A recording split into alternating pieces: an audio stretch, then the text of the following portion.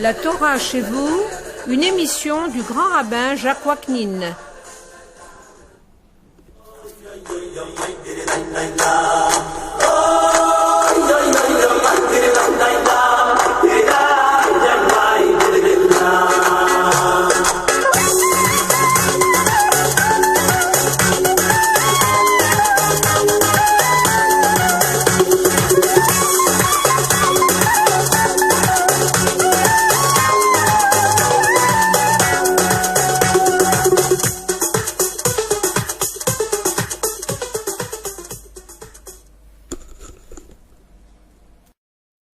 Chers amis, bonjour.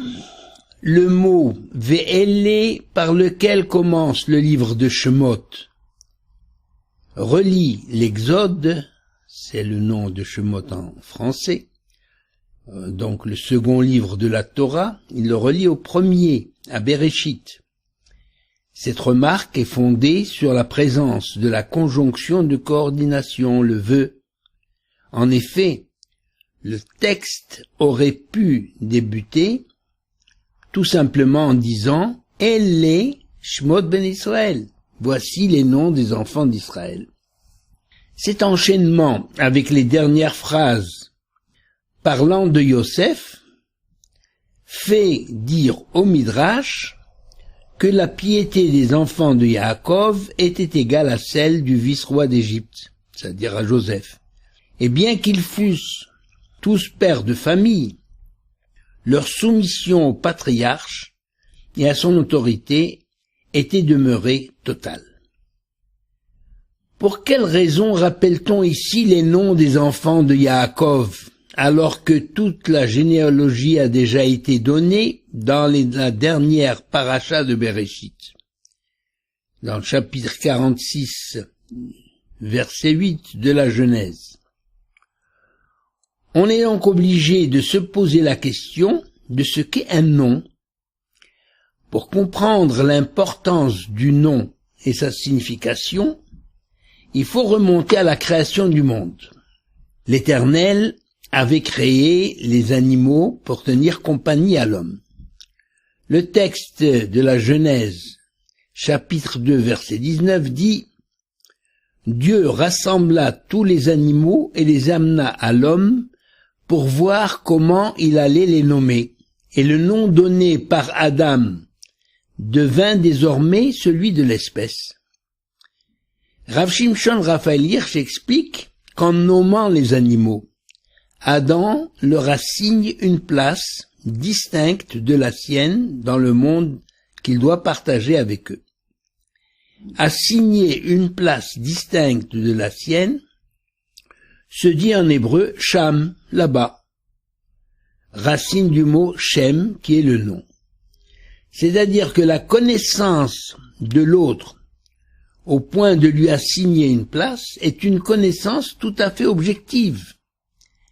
Elle n'est fondée que sur une impression. L'homme ne peut pas saisir l'essence, ni des choses, ni celle des êtres. Les êtres animés. Il ne peut parler que des impressions que les choses et les êtres animés peuvent produire sur lui. Seul Dieu connaît la nature et l'essence de tout ce qui existe, puisqu'il en est le créateur. Un nom donné par Dieu traduit l'essence, l'ADN en quelque sorte, de ce qui est nommé. Adam est nommé parce qu'il est tiré de la terre, Adama. De plus, son nom nous renseigne sur son devenir, puisqu'il retourne à la poussière d'où il a été tiré. Lorsqu'on nomme un objet ou un homme, cet objet ou cet homme sont distingués de toute autre chose existante. Par exemple, un coq, c'est un coq. Ce n'est pas un canard, ni une vache. Le nom a donc pour première fonction de distinguer un être ou une chose, de lui assigner une place par rapport aux autres créatures animées ou inanimées. Les deux formes de cette racine formée par les deux lettres Shin et Mem confère donc une distinction, une désignation et en même temps une histoire, c'est-à-dire comment cette chose est venue au monde, quelle est son utilité, son histoire, etc. Il en est de même de l'être humain. C'est ainsi que l'homme Adam s'appelle ainsi parce qu'il est tiré de la terre, mais aussi il s'appelle Adam, Adama, qu'on peut lire Adamé, parce qu'au cours de sa vie, il essaye de ressembler à son créateur, Adamé Léayon. Redescendons sur terre après ces explications savantes pour dire que dans la Torah, toute personne est désignée par un prénom et parfois par le prénom de son père, car il n'existait pas à proprement parler de nom de famille. Un garçon reçoit son prénom le jour de sa Brit Mila, tandis que la fille reçoit le sien à la naissance ou bien lorsque le père l'annonce à la synagogue. Le nom est tellement important dans la tradition juive qu'un changement de nom peut avoir une influence sur la vie de la personne. Par exemple, lorsqu'une personne est gravement malade, on lui change de nom en adjoignant au sien un prénom dont la signification suggère la guérison ou la vie. Par exemple, Chaim ou Raphaël. On ajoute au nom. Et on lui change de nom, donc on lui change de destin. Le Khatam Sofer pose la question suivante. Pourquoi les grands personnages d'Israël sont désignés d'abord par leur titre et ensuite seulement par leur nom? Par exemple, on dit Rabbi Meir, Rabbi Akiva. Alors que pour Moïse, c'est le contraire. On dit Moshe Rabbeinu, Moshe notre maître. Pardon, voici la raison. C'est que dès sa naissance, Moshe a répandu la lumière dans la maison de ses parents, étant marqué par la présence de la Shrina à ses côtés, le sceau de la grandeur divine, bien avant le don de la Torah. La renommée de Moshe Rabbeinu est donc antérieure à l'attribution de ce titre. Par contre, les grands d'Israël ne doivent leur notoriété que grâce à leur acquisition de la connaissance de la Torah. Si la Torah répète les noms des enfants d'Israël à leur descendre en Égypte, c'est donc pour souligner la prépondérance de leur titre d'enfants de Yaakov Israël, à savoir qu'ils sont également des tzadikim, des justes comme leur père. Au-delà de son appartenance ou de son apparence physique, toute personne possède une âme pure, à l'origine, elle est pure parce qu'à l'origine, elle émane du Créateur. Alors que l'on peut dénombrer des choses qui sont semblables, des objets, par exemple, cela n'est plus possible dès qu'il s'agit des personnes. En effet, chaque personne est un être unique, différent de tous les autres êtres. C'est pour cela d'ailleurs que pour le dénombrement dans le désert, les enfants d'Israël donnaient un chatzi shekel, une pièce de monnaie, et on comptait les pièces et on avait ainsi le nombre des enfants d'Israël. Le nom est en quelque sorte, parce que chacun est différent des autres, le nom est en quelque sorte l'élément de l'âme qui supporte les énergies et les capacités uniques par lesquelles la personne accomplit sa mission en ce monde. On comprend pour quelles raisons dans les familles religieuses on cherche à donner à l'enfant le nom d'un rabbin réputé pour sa sagesse et sa piété, en espérant que le port de ce prénom aura une influence bénéfique pour l'enfant, ou sur l'enfant, dans la recherche de sa personnalité. En effet, il ne suffit pas d'avoir une âme pure à la naissance, ce que tous les nouveau-nés possèdent. Encore faut-il maintenir cette âme dans sa pureté, chose qui dépend du travail sur soi de chaque personne. La paracha de Shemot débute ainsi. Ve'ele Shemot Bnei Israël. Et voici, ce sont les noms des enfants d'Israël descendus en Égypte. Pour quelle raison rappeler leurs noms, alors que le texte est préoccupé par leur nombre, qui est de 70 âmes?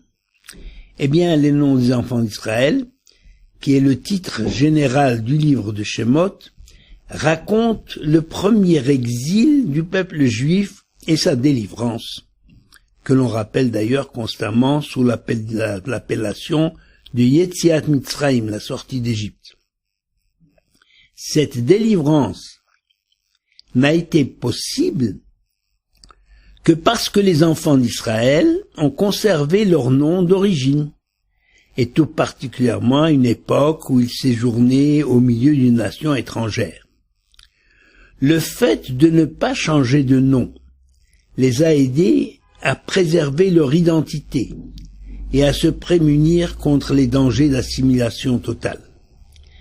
D'ailleurs, toute l'histoire de l'exil est placée sous le signe de cette volonté des Juifs à conserver leur nom d'origine. Cette volonté est considérée comme l'un des mérites qui a valu aux Hébreux la délivrance, aux enfants d'Israël, la délivrance d'Égypte. En effet, s'ils avaient changé de nom, comment se seraient-ils reconnus appartenir au même peuple? Il existe une différence entre une âme nommée et une âme comptée. L'âme nommée devient unique, car elle révèle la manière dont elle a usé des énergies et des capacités que le Créateur a placées en elle pour lui permettre de s'élever.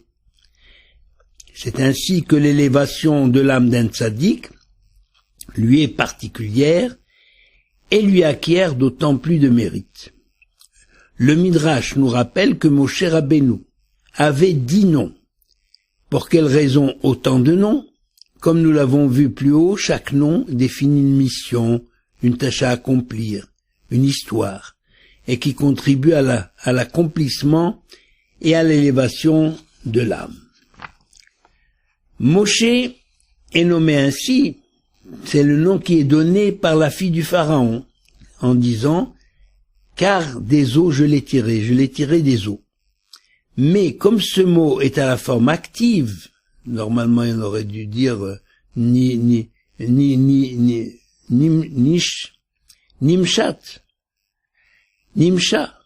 au lieu de Moshe.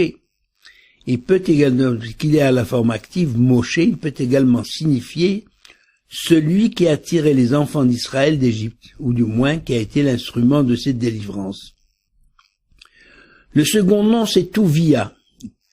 Touvia, comme traduire la bonté de Dieu, ou encore la piété et la vénération dont Moshe était animé à l'égard du Tout-Puissant. Lorsque Moshe vint au monde, sa mère vit Kitovu, Vatere Kitovu, elle a vu qu'il était bon. Ça veut dire la maison fut remplie de lumière. Quel rapport? Eh bien, parce que l'allusion à la lumière de la création, par analogie avec le verset. Quand on dit Dieu vit que la lumière était bonne, et ha'bayar as Elohim et ha'or kitov. Donc on a kitov, batere ha'imo kitov, la mère a vu qu'il était bon, et Dieu a vu que la lumière était bonne, donc on dit que Moshe Rabbeinu à sa naissance a rempli la maison de lumière. Yered, on l'a appelé Yered, parce que Moshe a fait descendre sur terre la Torah divine. Il a restauré la Shekhinah, qui avant Matan Torah, avant que la Torah soit révélée, s'était retirée au 7e ciel. On l'a appelé Avigdor, de la racine Geder, c'est-à-dire une barrière, parce que Moshe a été le premier à avoir dressé des barrières autour des commandements de la Torah pour éviter de les transgresser. Les sages ont copié ce qu'a fait Moshe Rabbeinu, puisque nous avons dit Siyag la Torah, ce que nos sages ont fait, ils n'ont pas rajouté des lois, mais ils ont mis des barrières aux lois existantes. Ensuite, Chaver, de la racine Chaver, le Chaber, joindre, parce que Moshe Rabbeinu a ramené le peuple plus près de Dieu grâce au Mishkan, au sanctuaire qu'il a construit. On l'appelle également Avisocho, de la racine Sacho, qui veut dire prévoir, parce que Moshe était le plus grand des prophètes, qui a prédit leur avenir aux enfants d'Israël. On l'appelait aussi Yekutiel, de la racine Yekutiel, Kavo, ça veut dire espérer. Moshe Rabbeinu a enseigné aux enfants d'Israël de placer leurs espoirs en Hachem, en Dieu. On l'a appelé Avizanach, de la racine Zanoach, ça veut dire abandonner, parce que Moshe Rabbeinu a réussi à faire abandonner la Avodah Zara, l'idolâtrie. Il a réussi à détourner les enfants d'Israël de l'idolâtrie. L'avant-dernier nom, c'est Shemaya, ça veut dire du verbe Shema, parce que Hachem a écouté ses prières, et enfin Nathanaël, l'homme à qui Hachem a donné la Torah. Mais, malgré tous ces noms, le Midrash conclut en disant que la Torah n'a choisi pour désigner cet homme providentiel que le nom de Moshe, celui qui a été donné par la fille du Pharaon. Pourquoi? Parce qu'en lui sauvant la vie, c'est tout un monde qu'elle a sauvé. Nos sages précisent les implications du mot Tov, employé par la mère de Moshe pour exprimer les sentiments que lui inspirait le nouveau-né. Le qualificatif Tov signifie tout d'abord, au sens propre, que Moshe Rabbeinu avait bon cœur, aussi bien envers ses frères, persécutés, qu'envers les animaux dont il avait la garde, puisque le Midrash nous raconte que Hachem a vu Moshe courir après une petite brebis qui s'était égarée, et il l'a ramené sur ses épaules, et pour montrer combien il tenait soin du troupeau qui lui était confié. Ensuite, Moshe, vivant comme un prince au palais du Pharaon, aurait pu se désintéresser du sort de ses frères, d'autant plus qu'il courait un grand danger en les protégeant. Alors justement, on voit combien il était bon. Tov peut également symboliser la perfection de certaines qualités requises pour être doté de l'esprit prophétique. Comme l'écrit encore Maurice Stern dans son livre sur le Midrash, Tov indique la maîtrise de Moshe sur ses instincts physiques et ses passions terrestres. Plus tard, la tradition insiste sur l'humilité exceptionnelle de Moshe Rabbeinu, qualité de l'homme qui s'anéantit devant son Créateur. L'enfant grandit, c'est ce que dit la Torah. Mais il n'y a rien d'exceptionnel à ce qu'un enfant grandisse. Mais si la Torah nous le signale, c'est qu'elle a voulu nous livrer un message. Et ce message est clair. Chez Moshe, encore tout jeune, on devinait l'étoffe d'un grand homme et les qualités pour jouer un rôle capital dans la vie du peuple choisi par l'Éternel. On pourrait dire que Dieu a besoin des hommes pour réaliser ses projets. La formule est empruntée au titre de l'ouvrage d'Abraham Heschel. Dieu a besoin des hommes. Mais Moshe, justement, l'homme providentiel, naît et s'impose à l'histoire juste au moment où Dieu en a besoin. La vocation de Moshe en Égypte ne dure d'ailleurs qu'une seule année, une année décisive, cruciale, au cours de laquelle l'Éternel va se révéler au peuple des enfants d'Israël au travers des 10 plaies. Pardon. Comment Pharaon et les Égyptiens vont comprendre que les plaies d'Égypte ne sont pas des phénomènes naturels, mais des manifestations de Dieu pour sauver son peuple, comme l'Éternel l'avait promis. Eh bien, c'est Moshe Rabbeinu qui a été choisi pour cette mission délicate, d'annoncer les plaies et leur raison d'être, afin de montrer la toute-puissance de l'Éternel, maître de la nature et de l'histoire, dans le but de soumettre le Pharaon, qui se prenait pour un dieu. Mais en même temps, il fallait impressionner les enfants d'Israël, afin que les descendants des patriarches sachent qui dirige l'histoire, qui dirige le monde et qui dirige l'histoire. Et justement, il fallait impressionner les enfants d'Israël. Donc, pourquoi? Parce que les enfants d'Israël, on va leur demander par la suite de participer à la réalisation de cette histoire. Curieusement, les lettres du nom Moshe sont les mêmes que le mot Hachem. Ça veut dire qu'il signifie le nom. Le nom ayant pour fonction de désigner, de distinguer, d'assigner une place.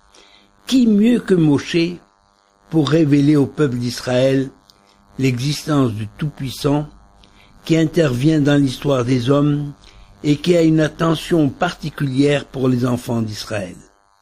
Moshe est donc le plus à même de comprendre les différentes significations des noms de Dieu qui sont au nombre de 10 et de les transmettre au peuple d'Israël.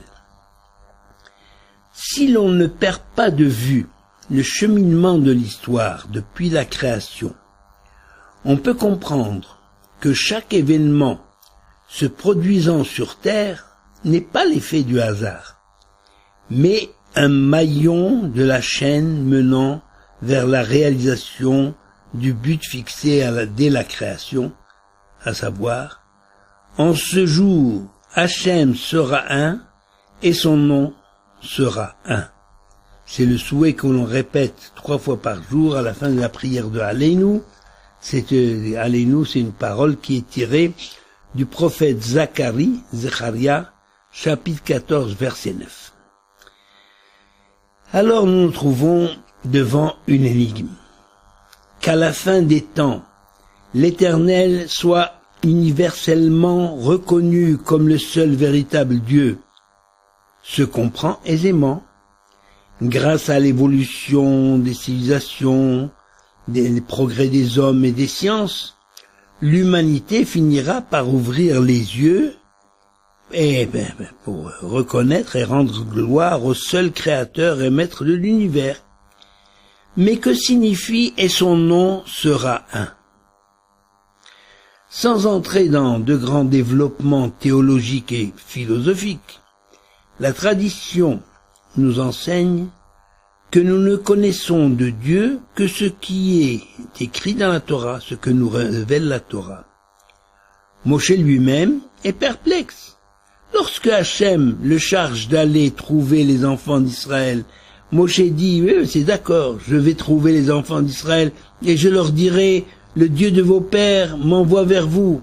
Mais s'ils me disent quel est son nom, que vais-je leur dire? Alors Dieu répond, Ehyeh Asher Ehyeh. Je serai, que l'on traduit par je suis qui je suis, ou plus près du texte, je serai qui je serai. Ainsi tu parleras aux enfants d'Israël, Ehyeh m'a envoyé vers vous, et c'est l'Exode chapitre 3 verset 15, et Dieu ajoute, tel est mon nom à jamais. Dans la Gemara Psachim, on pose la question suivante. L'Éternel sera roi de toute la terre. Ce jour-là, l'Éternel sera un et son nom sera un. C'est la citation de Zacharia, du prophète Zacharie, que j'ai déjà faite juste avant. Alors, la Gemara pose la question, n'est-il pas un aujourd'hui? Il faut attendre ce jour-là, c'est-à-dire à la fin des temps. Rabbi Acha ben Hanina dit, ce monde-ci n'est pas comme le monde à venir.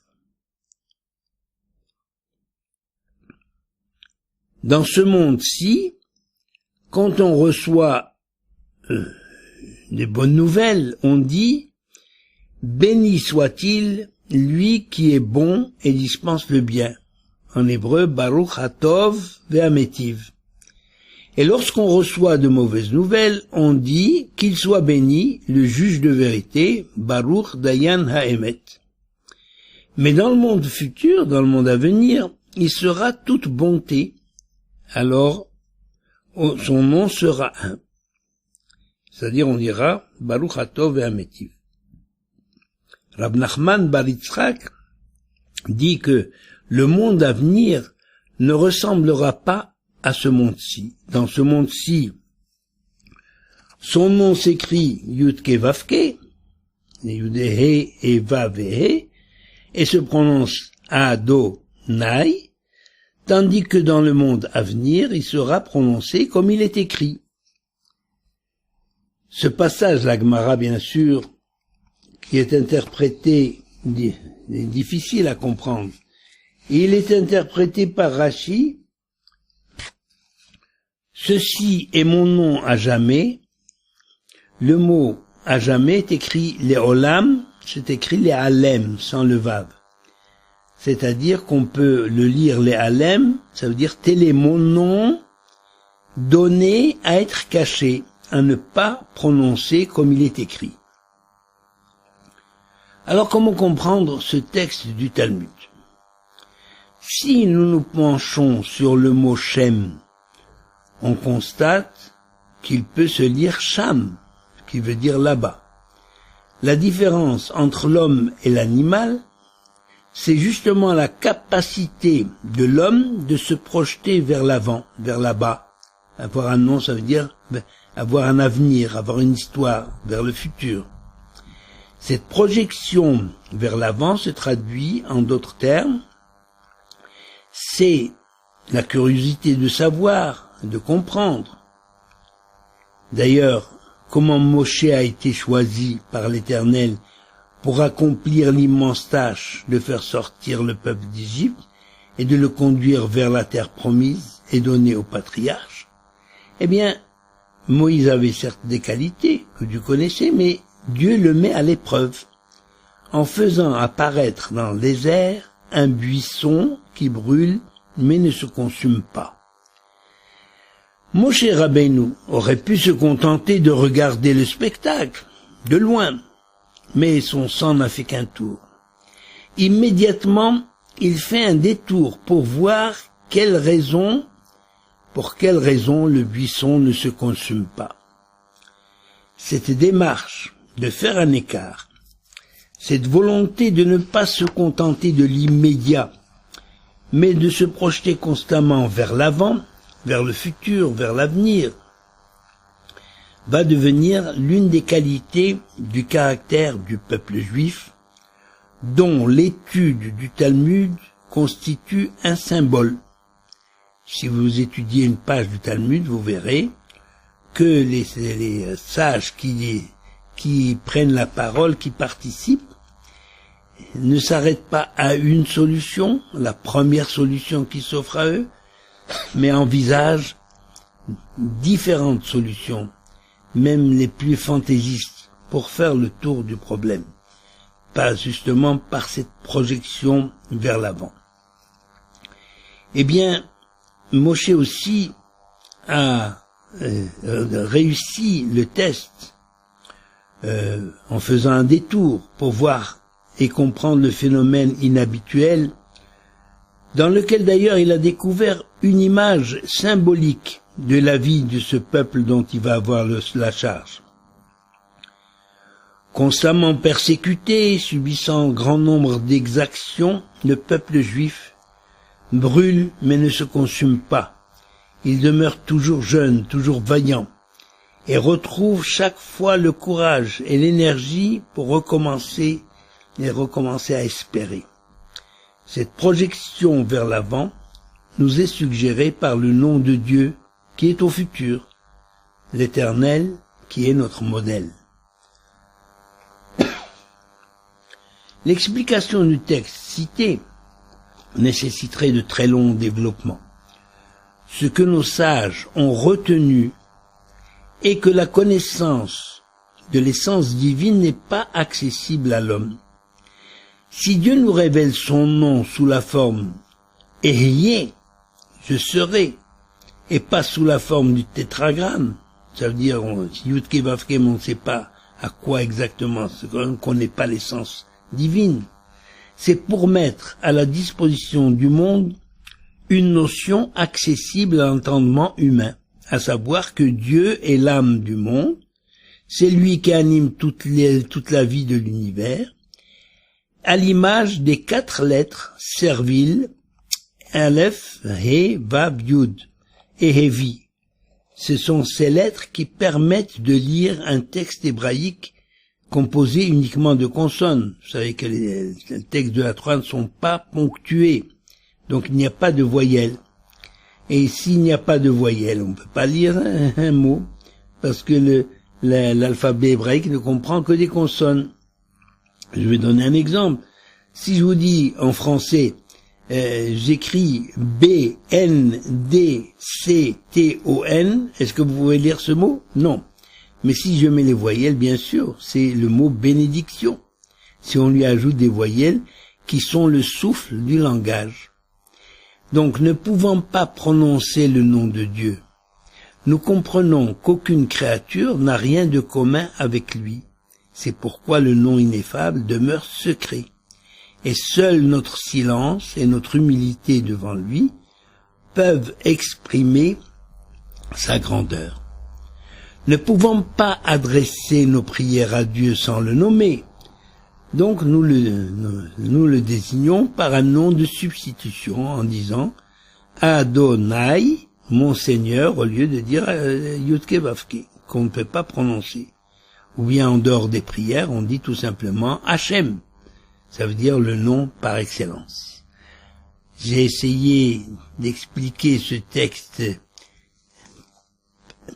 hermétique, mais ce qu'il faut retenir, l'essentiel, c'est que nous avons un Père qui se préoccupe de son peuple, un Père qui est le maître de l'univers et sans qui rien n'arrive en ce monde.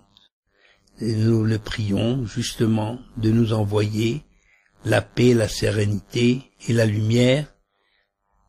Beracha ve'atzlacha.